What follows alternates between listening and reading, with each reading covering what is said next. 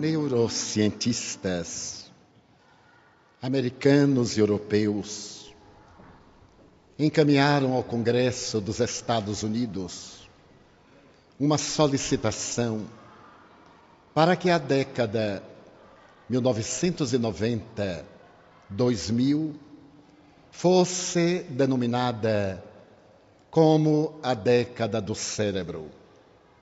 O presidente dos Estados Unidos da América do Norte, George W. Bush, homologou, e a partir daquele momento, essa década passaria à história da cerebrologia como sendo aquela na qual a ciência aliada à tecnologia havia decodificado o encéfalo, penetrando na intimidade da massa neuronial para explicar a realidade da vida humana.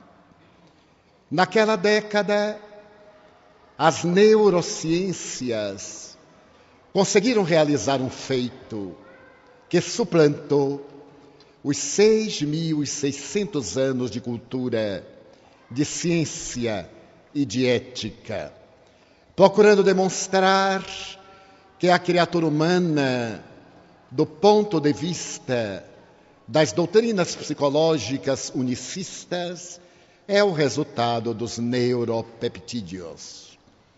Decodificado o cérebro, podia-se anotar que estes 75 bilhões a 100 bilhões de neurônios eram responsáveis pela produção de monoaminas, classificadas já em 60 tipos que respondem pelas funções do nosso organismo, pelo nosso movimento, pela nossa estrutura psicológica, pelo nosso pensamento. E tinha-se a ideia de que essa notável conquista iria contribuir para confirmar o materialismo tradicional, agora na feição da investigação científica. O resultado, no entanto, foi surpreendente, porque naquele ano de 1992 houve uma revolução na psicologia, revolução que já se iniciara a partir de 1955, quando um jovem psiquiatra tcheco-eslovaco, o Dr. Stanislav Grof, na cidade de Praga, capital do seu país, dera início a uma terapêutica fundamentada na experiência, com um instrumento, então, em fase experimental, o ácido lisérgico número 20. O Dr. Grof, aplicando essa substância aos seus pacientes esquizofrênicos, conseguiu constatar que as psicopatologias de que eram portadores não estavam centradas apenas no sistema nervoso central, nem na organização neuronial. Havia, sim, uma matriz do distúrbio, mas a causa estava radicada no ser integral. Um ser que independia da produção dos neuropeptídeos. Um ser que podia ser considerado self de Carl Gustav Jung, ou ao mesmo tempo aquele psiquismo da doutrina grega que não estava centrado como emanação cerebral. Constatou o Dr. Stanislav Grof que a esquizofrenia apresentava uma psicogênese de reencarnação anterior, na qual o paciente se houvera comprometido de forma lamentável e, após renascido na carne, resgatava o transtorno através da culpa e da perturbação de que se fazia objeto. A psicologia avançou e, por volta de 1975, uma equipe de psicólogos, psiquiatras, psicanalistas, cardiologistas, E outros especialistas na área da saúde proclamaram que a criatura humana não é apenas o seu cérebro, mas é um ser de natureza transcendental. E por isso mesmo criava-se a quarta força em psicologia. A psicologia acadêmica, até então, estava dividida em 3 escolas. A escola psicanalítica de Sigmund Freud, a escola humanista de Viktor Frankl, apresentada por um número incontável de cientistas americanos e europeus, a escola de natureza behaviorista, ou escola do comportamento.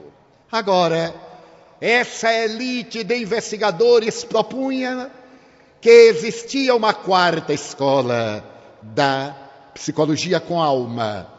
A criatura humana era o resultado da encarnação, ou da reencarnação de um ser de natureza transpessoal, que mergulhava no corpo através da concepção fetal e o abandonava através da anóxia cerebral, quando, logo depois da morte do tronco encefálico, o organismo entrava em decomposição.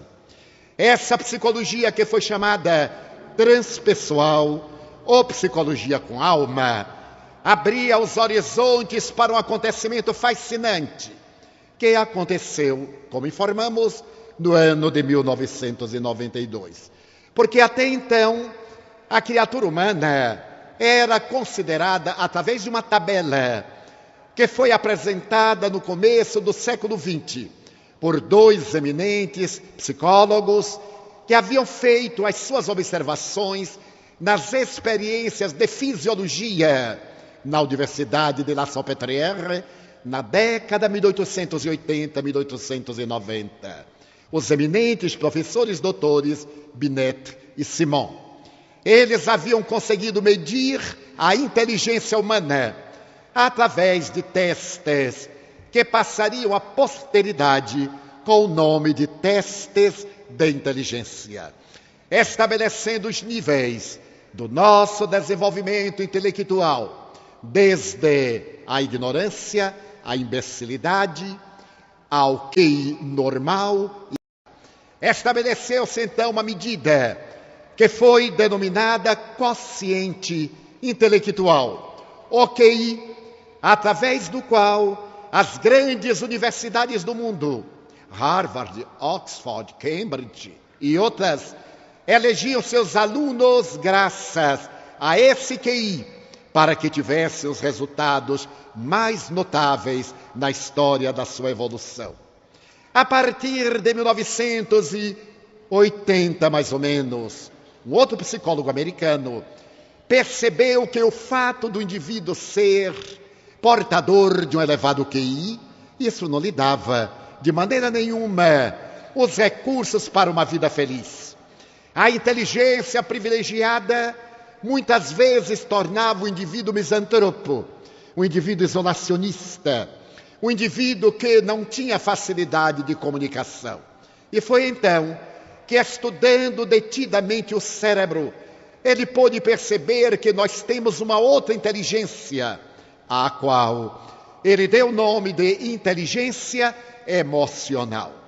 Não seria de surpreender, porque muito antes dele, os psicólogos haviam percebido que a nossa inteligência tem um elenco de apresentações muito variadas.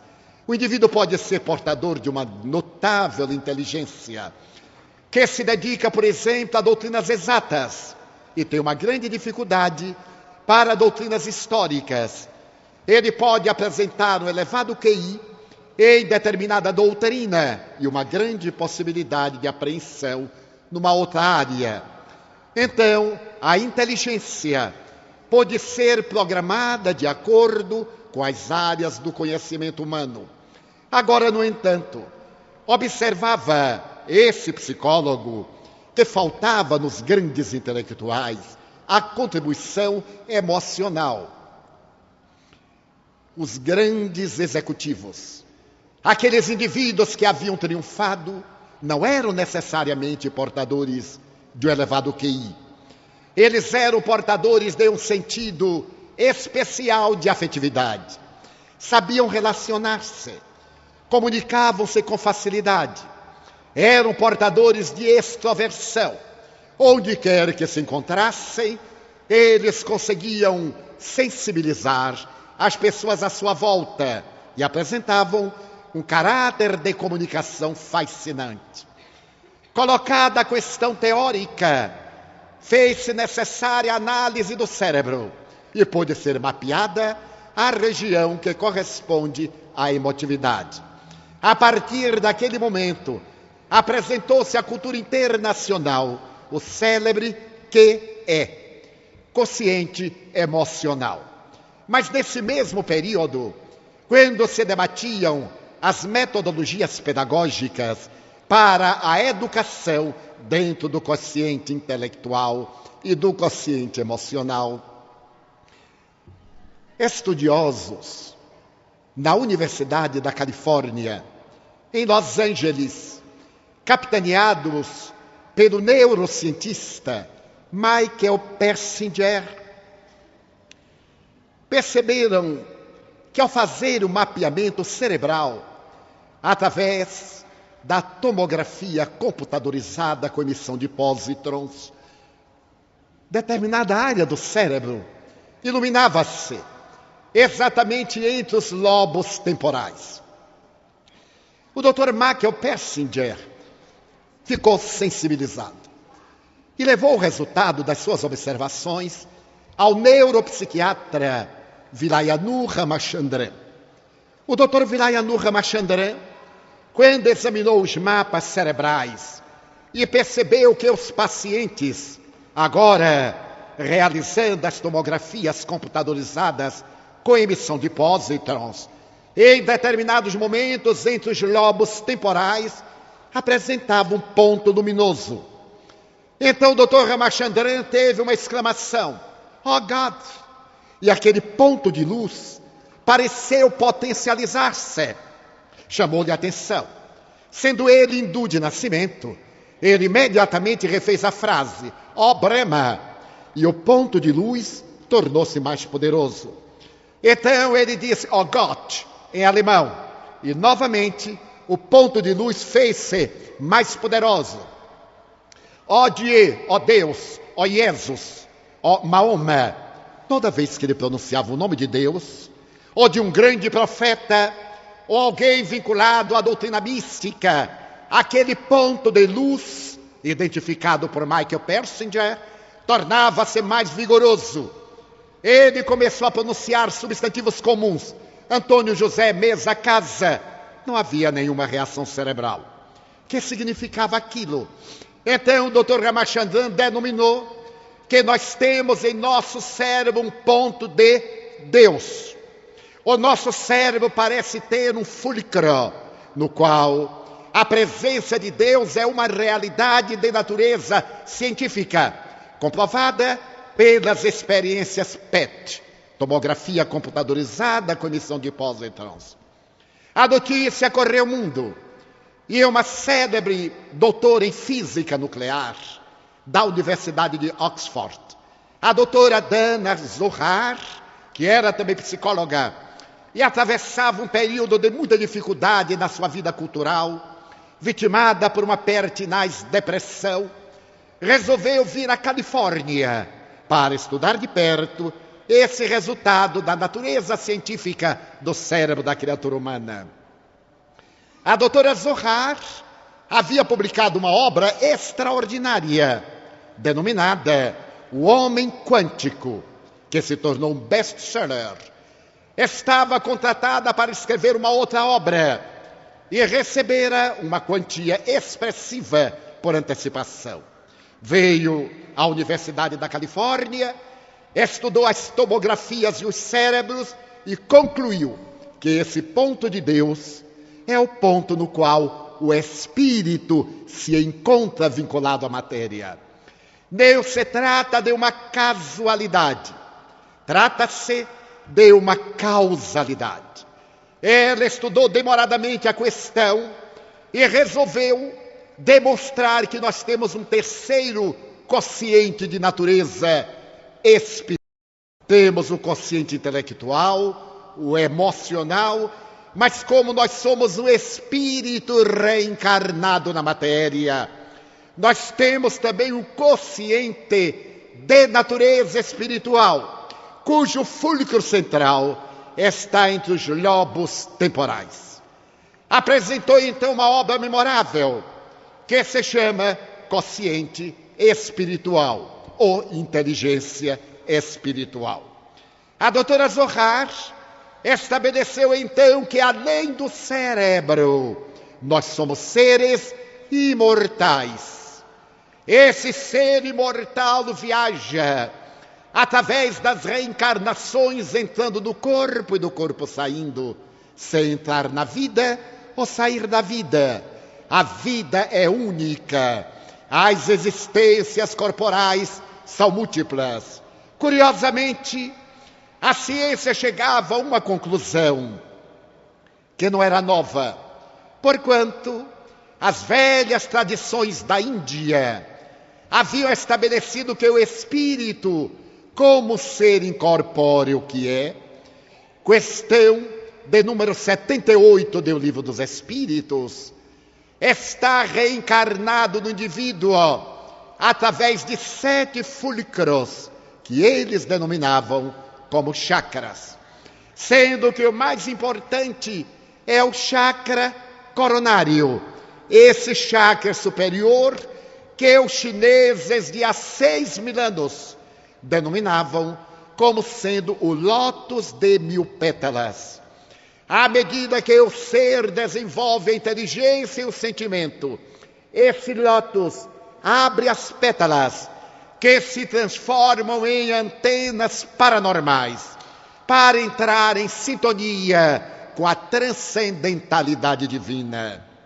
Carl Gustav Jung, o emérito discípulo de Freud e pai da psicologia profunda, havia estabelecido que o self, o ser que nós somos, através do seu superconsciente nessa área cerebral, comunica-se com o grande arquétipo original que nós denominamos a divindade.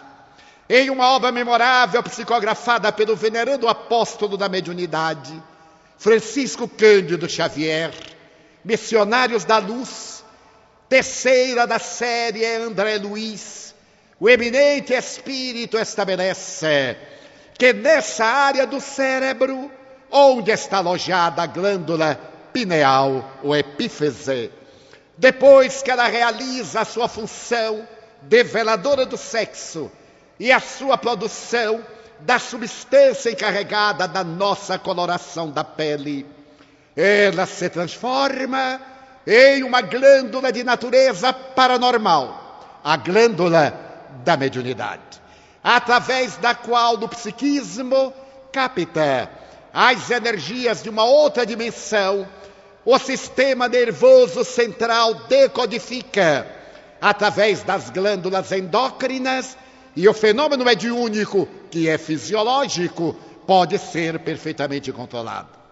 É fascinante notar que a ciência, através de experimentações, chegava à mesma conclusão das revelações espirituais do passado e particularmente da ciência espírita.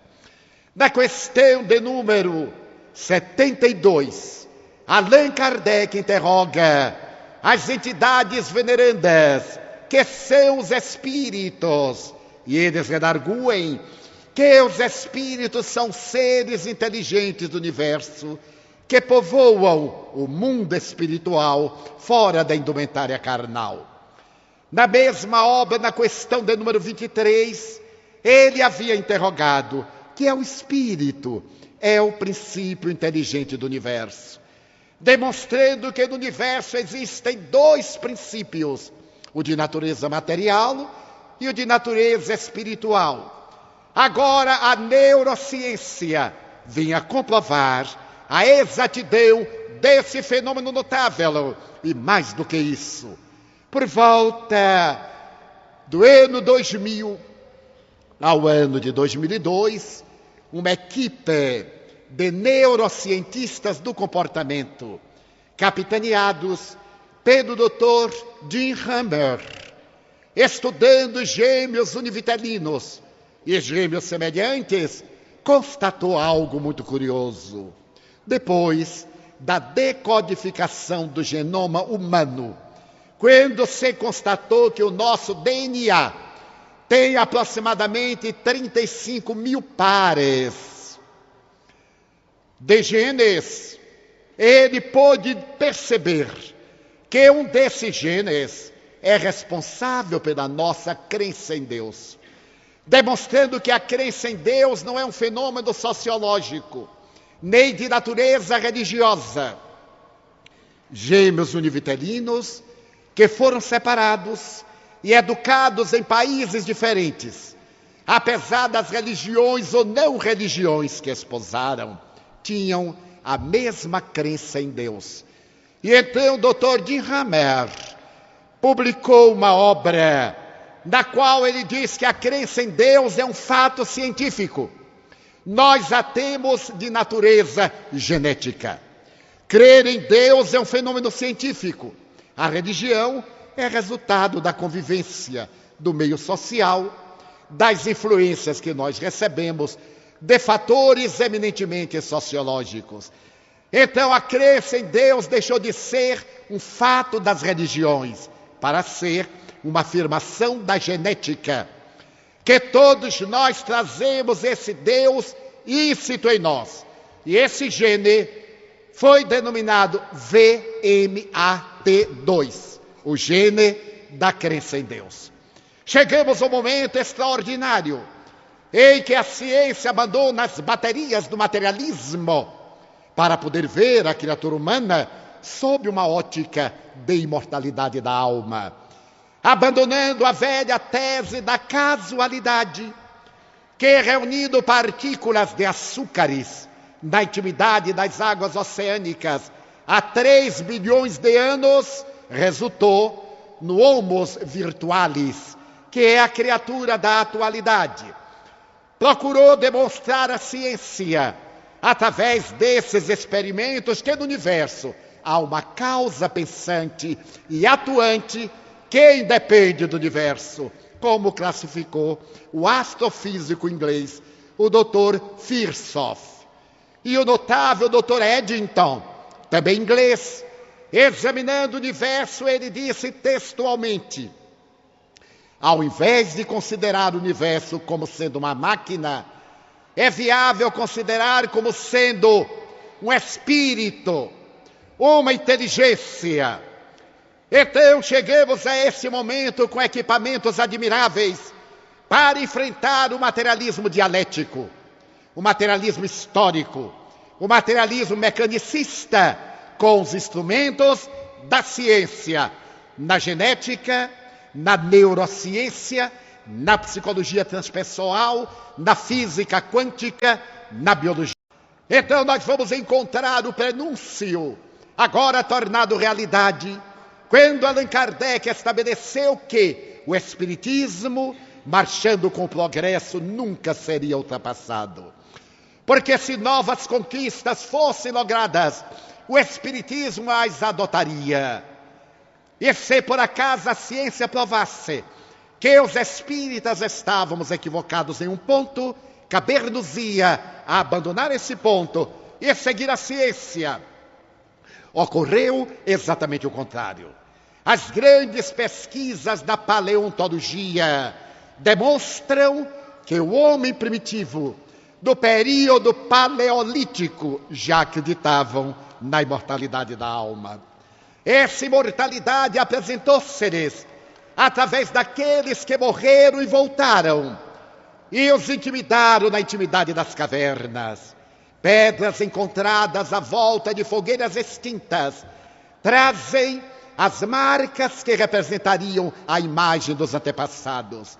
Crânios humanos colocados na entrada da furna comprovam que ali estavam para afastar os fantasmas. E há cerca de 60 mil anos, o Homo de Neandertal, já acreditava na imortalidade da alma. Se rebuscarmos a história das velhas tradições da Índia antiga e lermos os Vedas, a doutrina do Vedanta, no Bhagavad Gita, nos Upanishads, a reencarnação é o resultado inevitável da imortalidade da alma. Se demandarmos o Egito faraônico, iremos encontrar no livro dos mortos a certeza de que, além do corpo, a vida, a morte é apenas o fenômeno biológico da disjunção molecular. A vida prossegue em outra dimensão, diz o grande Rishi aos seus discípulos deslumbrados. Na Caldeia, na Síria, na Babilônia, no Tibete, nós temos toda a documentação histórica da imortalidade da alma e da reencarnação. Se transferirmos para a cultura grega, iremos encontrar no período de Péricles, no século V, considerado o século de ouro da Grécia, a certeza da imortalidade nos mais belos cantos do classicismo grego. Posteriormente, por volta do século IV a.C., Sócrates, conforme narra Xenofonte e Plutarco, asseverava que o seu daimon, o seu anjo guardião, muitas vezes advertia-o de tudo aquilo que ia acontecer. E certa feita, ele narra emocionado que Charmides, o filho de Glaucon, asseverando que ia à cidade de Nemeia para os jogos, o daimon lhe disse: não vá, porque uma desgraça te espera.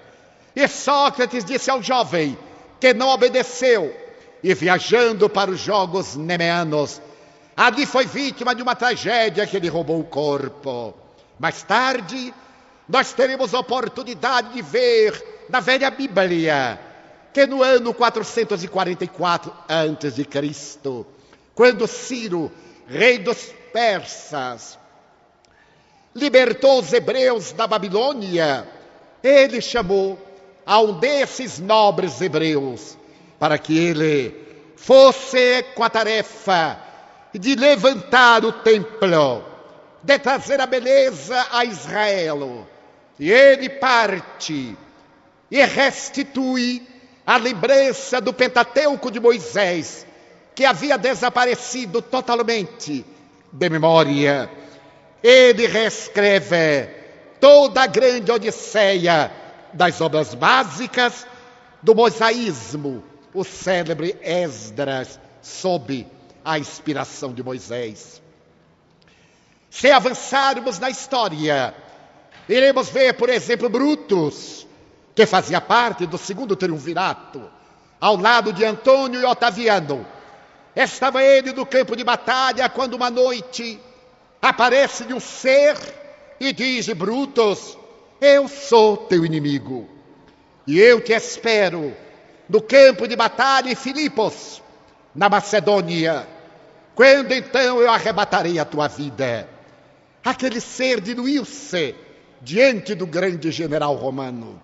Brutus levantou-se e perguntou à guarda postada em volta do seu dormitório quem havia sido aquela personagem que ali se adentrara. E para sua surpresa, todos disseram que não haviam visto a ninguém.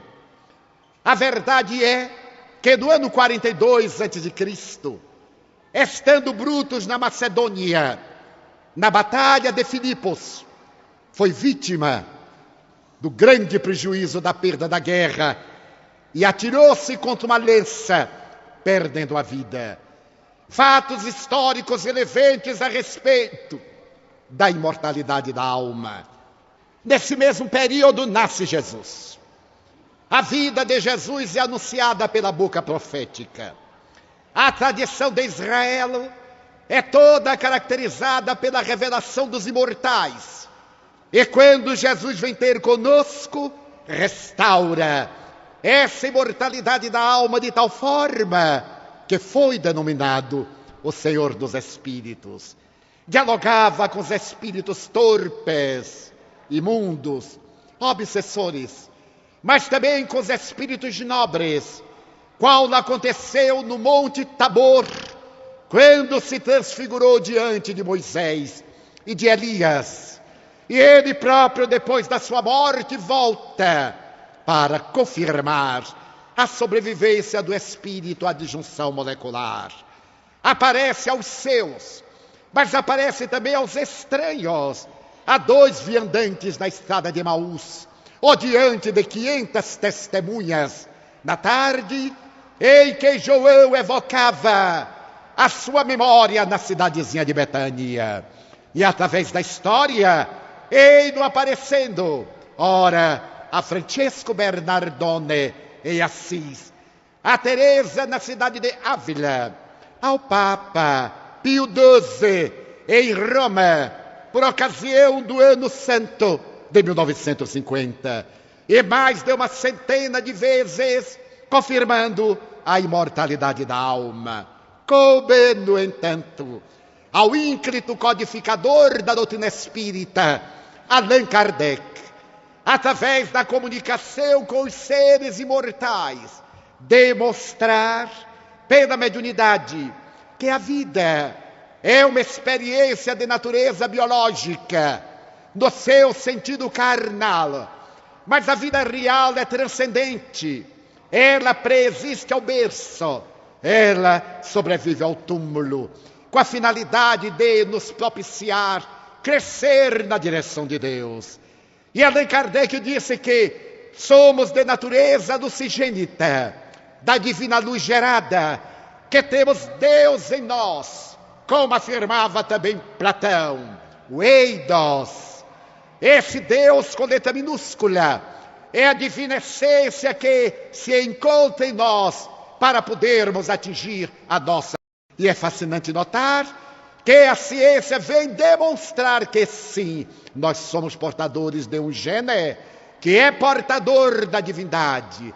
Nele está escrito o código da divindade, para que essa crença natural brote espontânea e através de princípios éticos morais torne-nos cada vez mais felizes. O Espiritismo, então, veio convidar-nos a uma reflexão profunda, a da nossa natureza espiritual. O que nós estamos fazendo na Terra, porque a morte, como disse Freud, esse impulso de Eros e Thanatos, da morte e do gozo da libido, esse impulso está definido naturalmente por Thanatos, a morte, que nos inspira um terrível pavor, pavor que é atávico, que nós herdemos do homem primitivo na floresta, diante da natureza hostil. Essa herança que está em nós hoje, e se apresenta muitas vezes em forma de depressão bipolar, de nostalgia, de melancolia, é também a nossa consciência de culpa dos nossos atos ignóbeis, pela desobediência às divinas leis. Então, Allan Kardec nos propôs uma vida compatível com a nossa realidade do futuro, do ser que estamos para o ser que seremos, o que a moderna psicologia chama o vir a ser. Essa jornada inestancável da nossa evolução, principalmente da nossa imortalidade, porque, segundo Freud, a morte é a grande adversária da vida. Há em nós íncita a manifestação do medo da morte. Mesmo aqueles indivíduos que têm a fé racional, sabendo do que o aguarda depois da vida, esse atavismo, morte e fim, estabelece um certo receio natural que o Espiritismo desvanece através da mediunidade. O Espiritismo conseguiu, então, a maior façanha da história da psicologia, da sociologia e da filosofia. Matou a morte. A morte transformou-se num veículo que nos leva de um estágio para outro, ou de um estado vibratório para outro. Ninguém morre. Abandonamos o corpo como a lagarta desprezível fica para dar lugar à libélula sedenta de ar e de luz. E viajemos na direção da nossa imortalidade, também comprovada nos laboratórios da ciência, desde as experiências de materialização, no gabinete de Wilhelm Crookes, um dos pais da física moderna, como também em César Lombroso, o pai da antropologia criminalista, ou através da mediunidade de Francisco Cândido Xavier e de alguns milhares de portadores de mediunidade no mundo, comprovando que a vida tem um sentido ético. Na Mansão do Caminho, onde residimos, durante um largo período, atendíamos as pessoas que chegavam 3 vezes por semana, após as reuniões doutrinárias. Na atualidade, esse labor é feito dentro de um critério seletivo, que nós denominamos do atendimento fraterno. Uma equipe seleciona as pessoas que me devem consultar do ponto de vista espírita. Em terminada reunião, nós atendemos 1 a 1 até horas avançadas da madrugada, terças-feiras e sábados. Mas então, há 20 anos aproximadamente, nós atendíamos quem ali chegasse. E é claro que ficávamos até as 5 da manhã do dia imediato. Naturalmente, com os compromissos crescendo, a juventude indo embora, tivemos que modificar a estrutura, porque nunca podemos atender a todos, é claro. E como todos nós espíritas temos condições de orientar, aqueles casos que pareciam menos graves são atendidos pelos companheiros, e aqueles que dizem respeito a comunicações espirituais, aos dramas profundos dos conflitos existenciais, ao desaparecimento de seres queridos, encaminham. Mas eu desejo referir-me ao período em que estava atendendo a multidão. As pessoas sentavam-se ao lado esquerdo de mim, que ficava à frente, e íamos atendendo o que estava na ponta, o imediato, e assim por diante. E naturalmente aqueles que chegavam antes, saíam antes. Em todo lugar existem pessoas que são muito caridosas. E eu me recordo que há entre nós um chavão denominado é uma pessoa de bom coração. As pessoas de bom coração são terríveis. Elas têm bom coração para mandar problemas para os outros. Eu denomino algumas dessas como corretoras da fraternidade. Quando elas encontram na rua uma pessoa com problemas, dizem, coitado, procure Lucinha Silveira, que ela é muito boa. Então a pessoa é de bom coração, mas Lucinha Silveira que tem que carregar o fardo. Então, eu tinha uma amiga que era assim. Era uma senhora muito rica, uma senhora de sociedade. Não era espírita. Ela gostava dessas coisas. Porque as pessoas às vezes não gostam de pronunciar o nome espiritismo. Aquele negócio, aquelas coisas. E era o meio escapista. Ela adorava tomar passes. E me dizia, ai, Divaldo, quando eu estou carregada, eu venho aqui e você me limpa. E ela ia novamente carregar-se, para eu voltar a limpá-la. Eu era como que um desses postos de gasolina, que mede a pressão do pneu. Se tem muito, esvazia, se tem pouco, enche. Era uma senhora simpática, e era uma senhora de bom coração. Toda vez que ela encontrava um caso muito sério, dizia, vá, Divaldo Franco, e diga que fui eu quem mandou. Então eu tinha que atender, porque ela era minha corretora. Só que eu não ganhava nada, mas ela era minha corretora. E numa das noites em que eu estava atendendo, já era mais ou menos 2 da manhã, quando ainda me faltavam 8 ou 10 pessoas, eu a vi entrar às 2 da manhã. Ela estava abraçada a uma senhora visivelmente angustiada, que se lhe apoiava ao ombro e veio praticamente arrastada. Eu atendia uma senhora muito modesta, com um grande drama, e ela chegou-se diretamente a mim, ela era muito rica, então chegou-se diretamente a mim, interrompeu-nos e disse, Divaldo, tenho aqui um caso de emergência. Eu disse, pois não. Há quanto tempo o caso? Ah, já tem mais de 20 dias. Eu digo, então não é de emergência. Pode ser de urgência, pode esperar um pouco, porque eu estou atendendo essa senhora. Mas, Divaldo, é um caso de urgência. Eu disse, mas o dela também. A que horas a senhora chegou aqui, minha senhora? Às 3 da tarde. Ela estava ali há 11 horas. E você está chegando agora, então espere um pouquinho. Sente um pouquinho. Ela ficou muito aborrecida. As pessoas são muito sensíveis. Ela disse, mas Divaldo... Eu digo, olha, também tem isso. Quando você entrou, deve ter pago alguma coisa. Já que não pode esperar, passe ali, tome o dinheiro e venha outra vez. Mas eu não paguei nada. Eu digo, então não vejo porque está aborrecida. Eu estou aqui de pé desde as 6 da tarde, há 8 horas com alegria. E você chega agora com essa exigência, eu não vou atender. E a caridade? Eu disse, a caridade é o respeito pelo direito alheio. E o direito desses que chegaram prevalece diante de você e da nossa irmã. Sente-se ali, que eu atenderei depois. Mas, Divaldo, vai ficar muito tarde. Eu digo, para mim também. Não só para a senhora. Ademais, eu moro daqui a 30 quilômetros.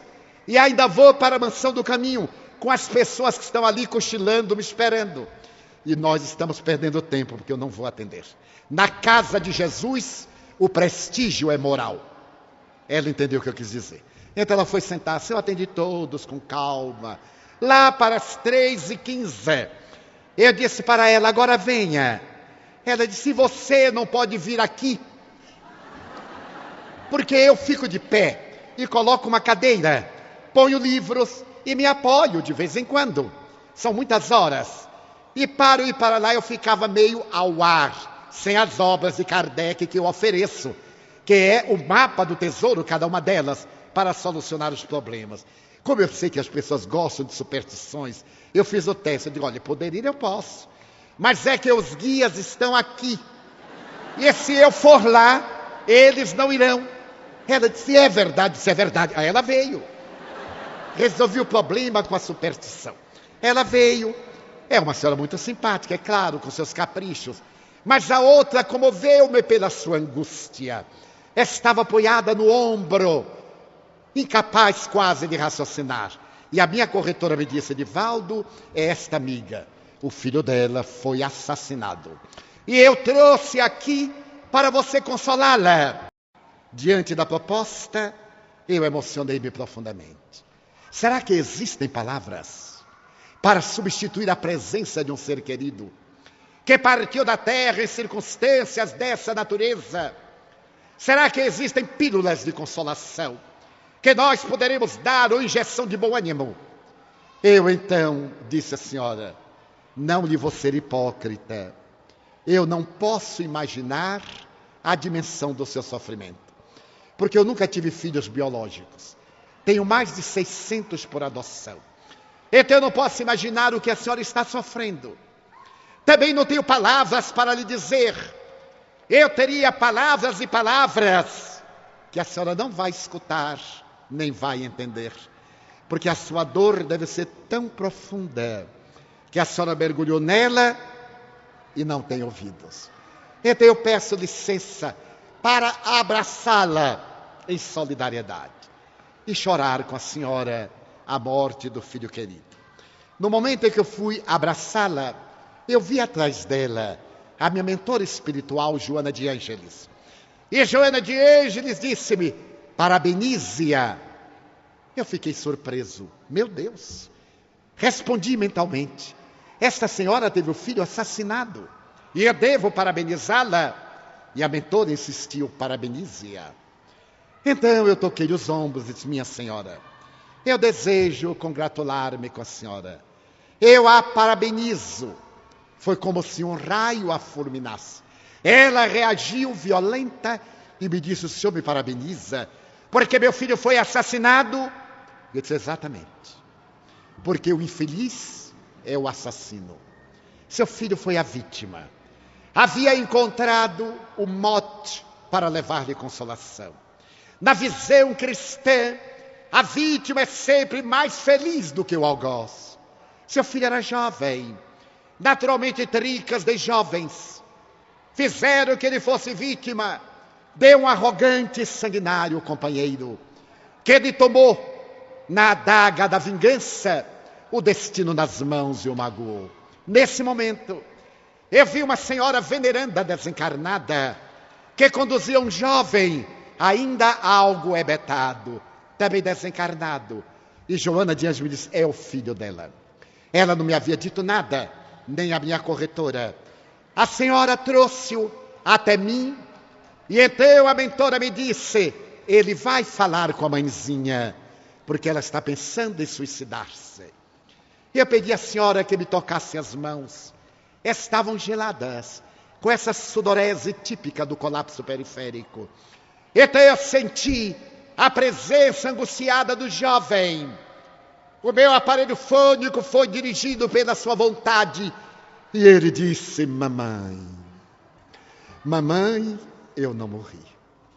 Não se mate para me encontrar. Porque se você morrer, você não me encontra. Mamãe, o suicídio é pior do que ser vítima de um assassinato. Para que você saiba que sou eu. Então ele começou a narrar, e eu tinha a sensação de um sonho, como se estivesse a uma distância e escutasse aquilo na paisagem da memória remota. Eu estava despedindo-me de você para ir à faculdade. Eram 7h15 da noite. Quando então, conversando à nossa porta, parou um carro e fulano, meu colega, saltou e aplicou-me 2 tiros. Um na cabeça e o outro no peito. Eu ainda gritei: fulano, e tombei nos seus braços. Mas eu não morri, mamãe, porque logo depois que eu senti aquele petardo aprofundando-se no meu corpo, como uma chama que me devorava, eu entrei no letargo. Um torpor imenso tomou conta de mim, e uma sensação estranha na minha inconsciência. Quando eu acordei, o rosto de vovó estava sobre mim. E então eu olhei-a e disse: vovó, você já morreu. E ela me disse sorrindo: e você também, meu filho. Só que não existe a morte, só existe a vida. Mas como? Eu senti as dores e perguntei: mamãe, está sofrendo? Então ela me tranquilizou, fez-me adormecer outra vez. Eu dormia e despertava. Ela, na condição de minha enfermeira, então trouxe-me aqui para lhe falar: mamãe, não se mate, porque você me perderá durante muitos séculos. Viva e perdoe, mamãe. Fulano não fez por mal. O problema foi uma namorada. Nós ambos estávamos gostando da mesma garota. Pela manhã tivemos uma discussão. Ele é usuário de drogas. Então ele estava drogado. Quem me matou, mamãe, não foi ele, foi a droga. Ele está no cárcere e pensa também em suicidar-se. Agora que ele despertou, ele pensa em mergulhar no abismo. Mamãe, não o deixe morrer. Ele deve resgatar o crime aqui mesmo na terra. E falou-lhe por uns 10 a 12 minutos. Depois disse: não posso demorar-me. Volte, mamãe. Tenho muito o que lhe falar, volte. Vovó fulana está aqui, ela me arrebata. Eu recuperei a lucidez. Ela me olhava assustada. Nunca houvera visto o fenômeno. Ela disse: Divaldo, é meu filho. Como a senhora sabe? A voz do meu filho. O que ele contou? Quer dizer que ele está vivo nos braços de mamãe? Sim, senhora, ele está vivo. A senhora deve ter compaixão. A senhora está sofrendo muito, eu sei. Pense na mãe do assassino, que também é mãe. Mãe alguma deseja que seu filho enverede pela trilha do crime. Perdoe-o. Mas ele era amigo de meu filho. Era amigo de seu filho. Ela não tem culpa. Eu sinto que a senhora está magoada com ela. Ela é a mãe de um bandido. Nenhuma mãe é responsável pelo filho criminoso, como a senhora não foi pelo filho que morreu. Perdoe-a. Volte. Eu não posso conversar muito tempo. Já estamos na madrugada. Mas eu vou lhe dar aqui o roteiro da felicidade. Peguei o Evangelho segundo o Espírito e disse: leia-o. Continue na sua religião. Mas leia-o para saber que a vida continua. Que seu filho vive. Que a imortalidade e a glória da vida. Falei-lhe. Os olhos dela brilharam com uma descarga de adrenalina. Ela abraçou-me e saiu. E a minha corretora me disse: na próxima terça-feira estaremos de volta. Eu disse: às 18 horas. porque se chegar pela madrugada, eu não atendo. Não há privilégios aqui, minha irmã.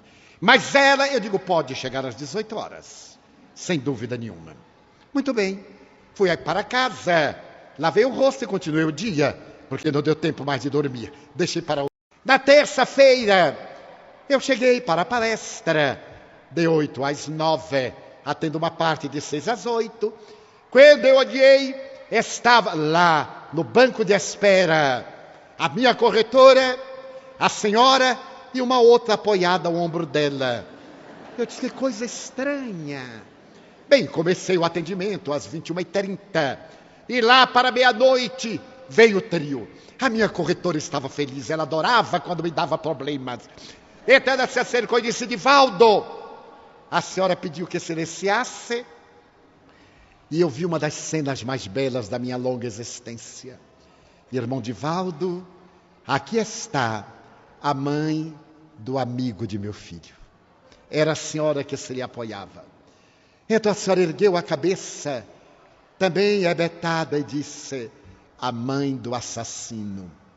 Eu disse, não, senhora, as mães nunca julgam, as mães sempre compreendem. Mesmo quando estão diante de erros graves e de crimes terríveis, elas são o conforto da esperança e são o regaço onde o bandido repousa para não cometer crime maior. A senhora é a mãe do rapaz que se equivocou, o amigo do jovem que morreu. E comecei a falar-lhe. Agora eu podia falar-lhe diferente. Seu filho é jovem. Ele deve resgatar o equívoco perante a sociedade. Mas ele terá chance de naturalmente resgatar outras vidas.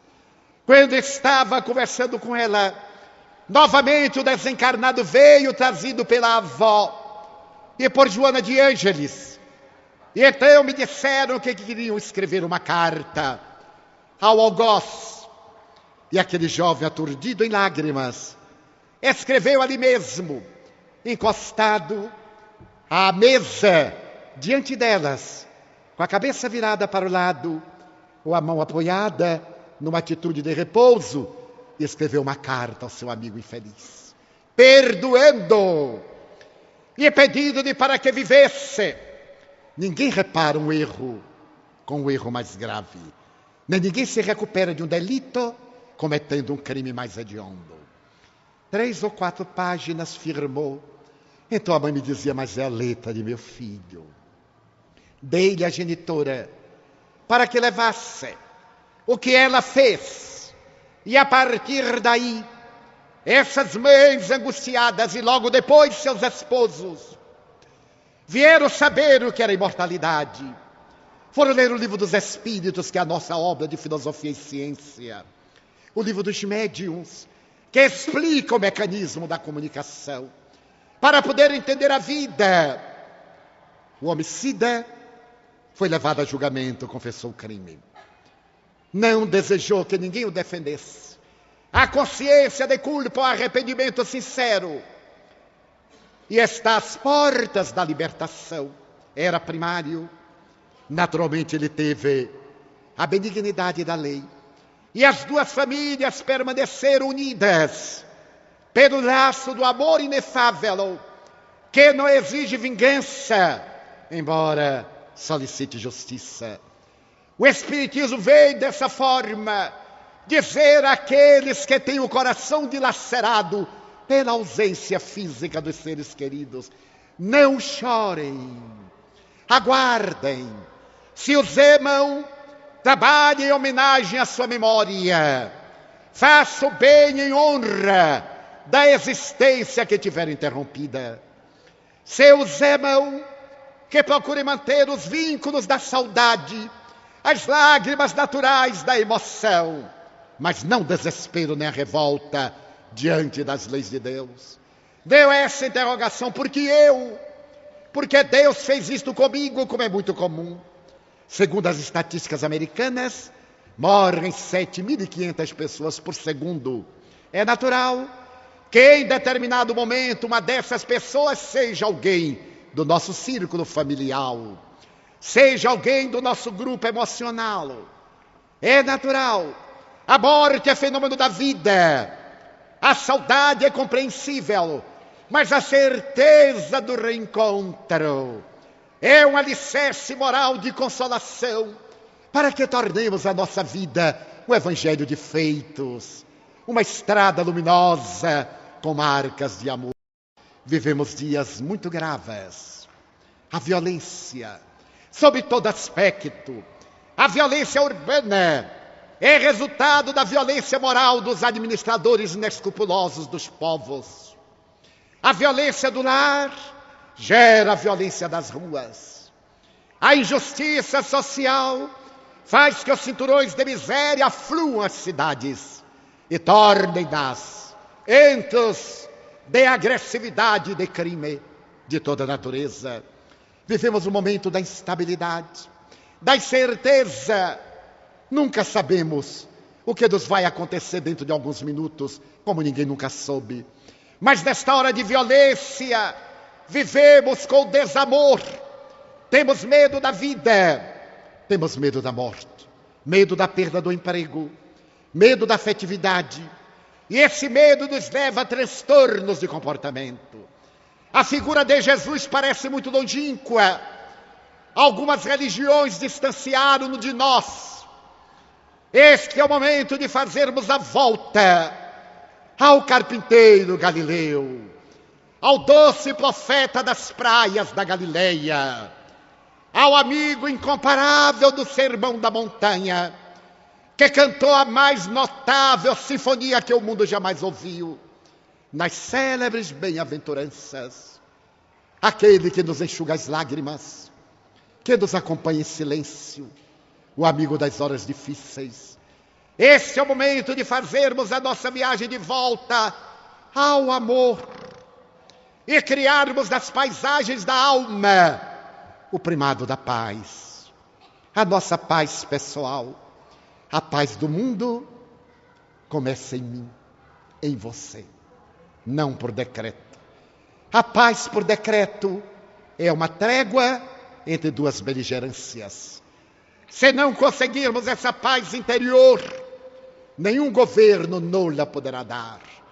E essa paz vem de Cristo Jesus. Eu vos dou a minha paz, não como o mundo a dá. Doa como somente eu a posso doar.